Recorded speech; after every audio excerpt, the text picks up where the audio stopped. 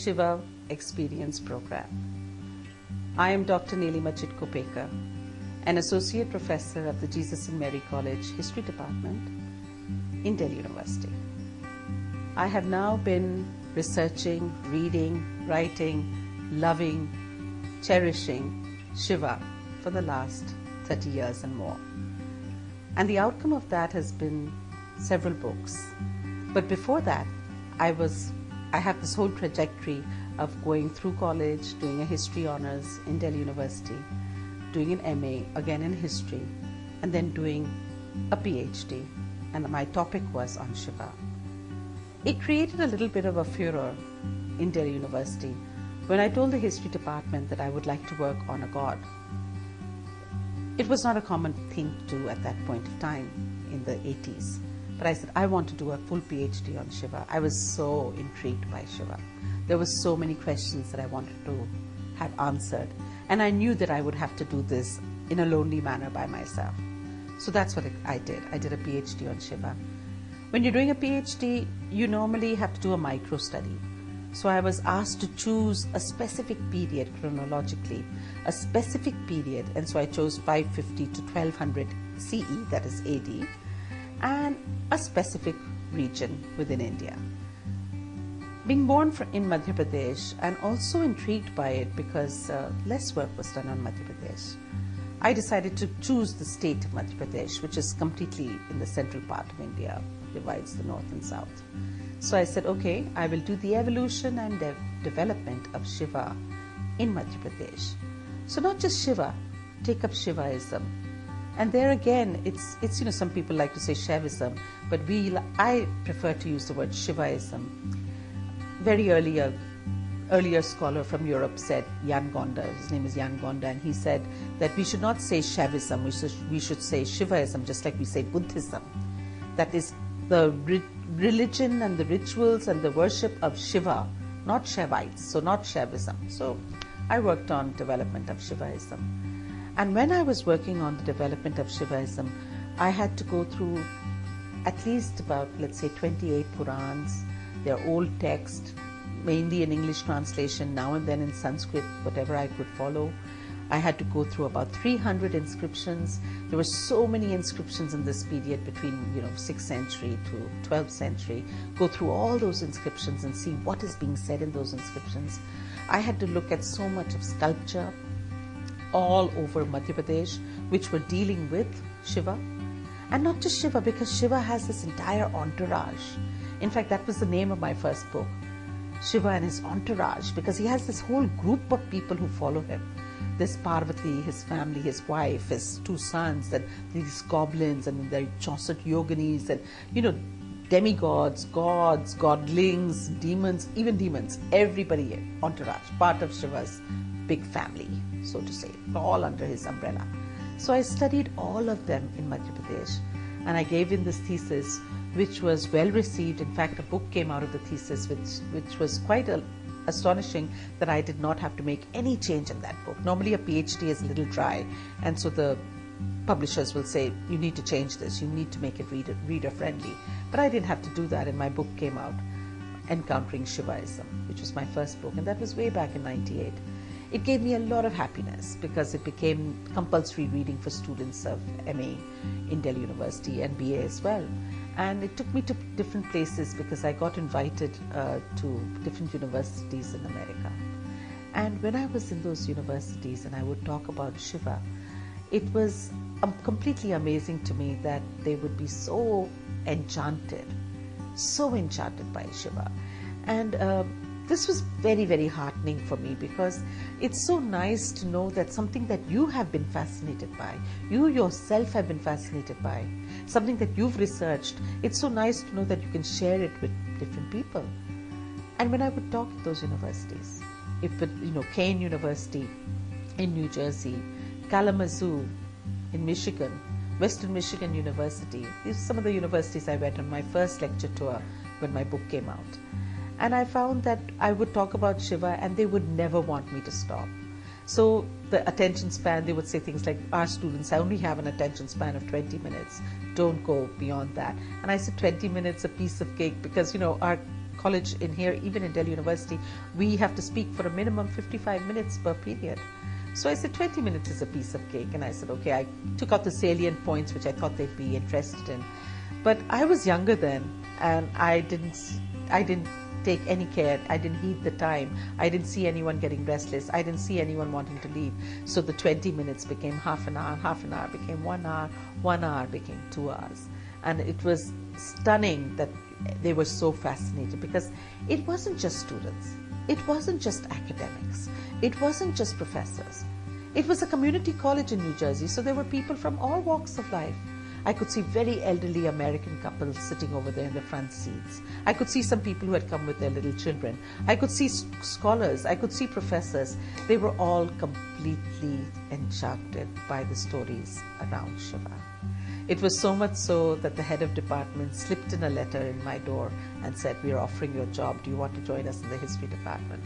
And that was very, very flattering for me, that they liked the lectures so much that I got a job offer in America immediately, of course, which I was not keen to take up. But such was the passion, such was the enchantment with the stories of Shiva, that it started growing in my mind that I need to do this more and more. I wrote another book. I kept writing these books on the various aspects concerning Shiva. And finally, I get to go to Oxford University. And when I'm invited to Oxford University, the whole idea was that I should talk about Shiva. I should give lectures on Shiva. I go there to research another book and also to talk about Shiva. And after the first lecture that I gave, it would get a little embarrassing, because it was a small little conference room at the Oxford Center for Hindu Studies, and you would find that the director and everybody else would have to go running looking for chairs, because there was never enough seating space in that place. So they'd go running to the dining area, pick up the chairs. Some people would be sitting on the floor, some people leaning against the wall, just standing there listening to the stories and to the history of Shiva. Because it wasn't just in Oxford, it wasn't just the stories that I was telling, but I was looking at the sculpture. I was looking at the iconography. Everything is so fascinating about Shiva. He's been shown in so many different forms in iconography.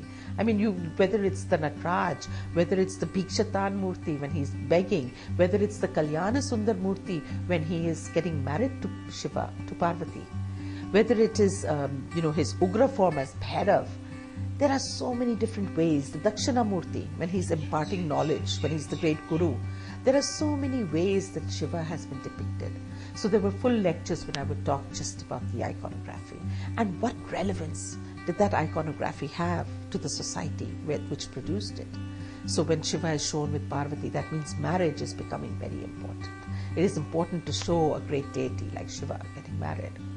So I went to Oxford. I had a very nice time. I went there every year. I went back again and again to give lectures. It's such a wonderful atmosphere with so many Sanskrit scholars and so many people so deeply embedded in all this theology and the philosophy of Shiva and different aspects of Hinduism. What I found still, though, was that even though I was doing all this, I wanted to reach a larger audience. And it was this desire within me to reach a larger audience that made me do what I'm doing right now. That is recording what feelings and what I have gained as an individual, what I have got as an individual out of these wonderful stories. Because after all, in my PhD, mythology was just a part of my PhD. The rest of it was inscriptions, Purans. But mythology is what resonates within me even now. Because after all, what is mythology? Mythology, psychologically, is the deep yearning of people. It's not something that you just make up in the air. It's what people are thinking. It is what people are wanting from their myths. That becomes a very well-known myth. That becomes mythology. So there's a great beauty in mythology. It reflects actual reality. No, nevertheless, I know it is a little bit exaggerated, but it does reflect social norms and social mores. So we have the beauty of mythology, which I thought I needed to put it in such a way across to larger and larger audiences so that they could gain something out of this. And when I mean gain something out of this, I mean in the sense that they should be able to rectify what is not right in their lives if they feel that way. Why just listen to the stories? Stories are beautiful. Be entertained by them. definitely, but also take something back with you. And that's what made me approach this whole program, talking about Shiva mythology, talking about Shiva, talking about him in his various forms as the great yogic Mahayogi, as the great person, as the great ascetic, as the great god, as the great married god, as the great renouncer god, as the great teacher, as Dakshinamurti, as Vaidyanathan, as the healer, as the physician, the different aspects which have kept me fascinated for more than 30 years. So if an idea has been sustained in my mind for more than 30 years, if an idea of Shiva has been sustained in this country and in the world for thousands of years, surely there must be something very valuable to it. Otherwise, Shiva could have come and gone. He could have been completely atrophied. He could have completely got sunken and not had all these wonderful characteristics surrounding him if he was not somewhere clicking with the rest of the population, where if he did not resonate, if he did not reverberate in some way in the minds of all the people who like to worship him, who like to study him. And if you were to follow the principles that I've been talking about, I would wish for you and hope for you that you would achieve and you would come to one part of your life where you could have something that is absolutely stunningly beautiful, and that is a feeling of Purnatva. Purnatva, which translates as wholesomeness, completeness, a feeling of holism, a feeling of not being fragmented, a feeling of perfection, something that we all should wish for ourselves, a kind of bliss, a kind of Ananda Shakti, Ananda bliss, something that just comes into our being, insufflates us, makes us feel grand, makes us feel special, makes us feel whole. It's a feeling that doesn't come to everyone. You won't see it around you very often, because you'll see people who have had problems and they get completely fragmented, completely broken by it. And they don't know how to bounce back and get back to their lives. I know people who had a death in their family when maybe the person was around 21, 22. She's now in her 50s. She's still fragmented by that. Everything she does in her life is based on that death in her family. She can't go forward. She's stuck professionally. She's stuck personally. She's stuck emotionally.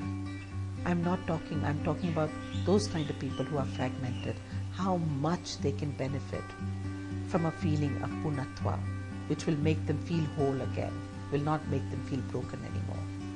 It's for those individuals who have a desire to feel this way, to experience this kind of bliss. You follow those 5 principles, the 6 principles, rather the 5 principles, because the 6th principle that you achieve and the road that you come to is Purnatva. You would perhaps be able to achieve it. And when you want to see what are the kind of personalities who have it, it's people who are in sync with themselves, who are basically comfortable with themselves, who are basically very whole individuals, who have a balance in their lives between their personal and their professional, who do extremely well professionally, who do not lose their cool at the drop of a hat, who are able to calibrate their lives completely, bring in everything that is important in their lives, their children, their parents, their hobbies, their desires, bring everything together and work it out. And there would be sorrows, there will be tragedies, because none of us, that's the universal truth, nobody can escape that. So that will happen to them as well. But they will appear more like the strong tree during a bad storm, which sways with the storm but still keeps standing. The roots are deep within. So what do those people have? They have some kind of power within themselves. They don't depend on anything external for their happiness. They don't depend on anything external for their sadness. They are strong within. That is the idea. That is the concept of Purnatva. Something that you can gain. Just follow the principles one by one. Try to do that, because it's not something that can just magically come to you. You have to have ekagrata. You have to have detachment. Detach yourself from old fears, old miseries, old bad memories. Use the past to your advantage, not to your disadvantage. You're nostalgic about something? Yes, go into that nostalgia. Something hurtful is there? Try to forget it. Look and make your choices. That person who's done it has achieved Purnatva.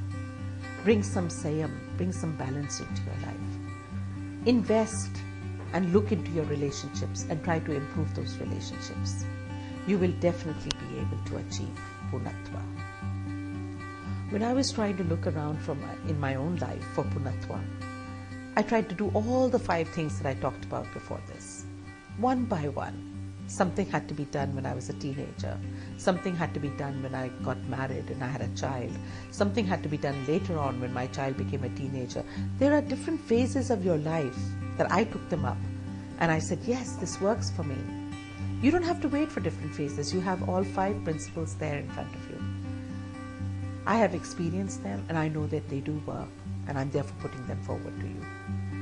What I do find in Purnatva and what has helped me to arrive at this conclusion is this beautiful mantra, beautiful ancient mantra, which I'll just share with you, which I actually like to recite every single day because it makes me feel good about myself. And it goes like this: Purnamadaha Purnamiddam Purnat Purnmuchyate Purnasya Purnamadaye Purnameva Vashishyate. This is whole, that is whole. From the whole you take away and still I will be whole. The whole, the infinite, the Brahma, whichever word you want to use, nothing can touch it. It is Nirodh. Nothing can happen to it. It cannot be, you cannot have a blemish on it. That's the strength that you should try to derive from the concept of Purnatva. You will stay whole. You will be whole. You will be the infinite, no matter what happens to you in your life. So when there is a problem, sure, for that short period of time, you will suffer it, but you will bounce back to being a whole person. And that's what you have to look for. Look for people who have a clarity in their speech. Look for people who have that sparkle in their eyes. Look for people who have that particular aura, where they are able to take care of so many diverse situations, who do not get swayed by too much of success, who do not get swayed when they are failures. They just go on, they live for the day. And I would think that would be 3 major things that you could follow to get Purnatva. Forget the past. Don't dwell in the past. Live for the moment. That's a very, very important point. Live for the moment and see how Purnatva comes to you. And when I'm saying live for the moment, meaning be completely attentive to the moment. Don't be sitting with somebody, it could be anyone, with your boss, with your colleague, with your friend, and have your mind somewhere else. Be 100% there. Something that I mentioned in one of the other modules when I talked about how you do mindfulness, and you do mindfulness with eating, mindfulness with sleeping, mindfulness when you're studying. Your mind should 100% be there. It's the exact same thing. Be there for the moment. Be there now. And that's going to help you. Forget the past.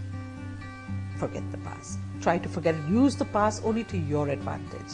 That's number 1. Number 2, be completely here and now. Be present for the moment. And number 3, bring in discipline in your life. Because nothing, Purnatva cannot be achieved without discipline. That discipline has to be there, whether it is in focus, whether it's in vairagya, whichever way you want to look at it. Those are all roads towards disciplining yourself. You cannot wallow in self-pity. You cannot wallow just in front of the television. You cannot wallow and procrastinate for any job that you have to do. You cannot keep delaying. There is discipline. Every person who has been successful has been a very disciplined human being. So there is discipline. And all these things, when we look at Shiva, you very often hear of him, the gods are surprised at him, that he's just dancing blissfully. Ananda Tandav, the Tandav of Ananda when he's happy. He's by himself and he's dancing. He's by himself and he has this soft, gentle smile on his face as he's meditating. He seems to be so content within himself. It seems sometimes that he doesn't need anything, doesn't need anybody. He has that Ananda Shakti, that lovely bliss within himself.